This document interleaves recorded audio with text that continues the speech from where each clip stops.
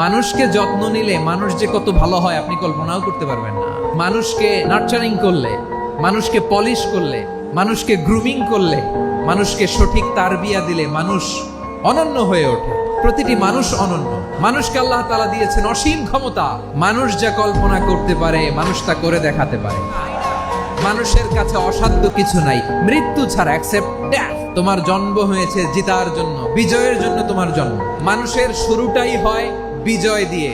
ওই 20 কোটি শুক্রাণুর প্রতিযোগিতায় সবাইরে পেছনে ফেলে সেদিন আমি সফল হয়েছিলাম, সেদিন আমি বিজয়ী হয়েছিলাম। সেদিন আমি এত ছোট ছিলাম মাইক্রোস্কোপ দিয়েও আমার অস্তিত্ব টের পাওয়া যায় না। ওই কম্পিটিশনে যখন আমারে কেউ হারাতে পারে নাই, আল্লাহর জমিনেও আমারে কেউ হারাতে পারে না। হারার জন্য তোমার জন্মই হয় নাই, তুমি আসছোই জিতার জন্য।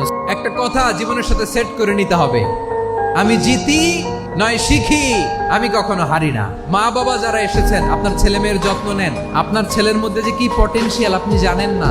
আমার যে মা বোনেরা আছেন, ছেলে মেয়েদেরকে কখনো ছোট করে কথা বলবেন না। ও যে কোথায় যাবে আপনি জানেন না। আপনি মা হয়ে তাকে সাহস দিবেন, তার কল্পনার জগৎটাকে সাজাতে তাকে উৎসাহিত করবেন। ঠিক কিনা বলেন? নৈতিকতা, মোরালিটি, ভ্যালিউজ দিয়ে নিজেকে সাজাও, ইসলাম দিয়ে নিজেকে সাজাও।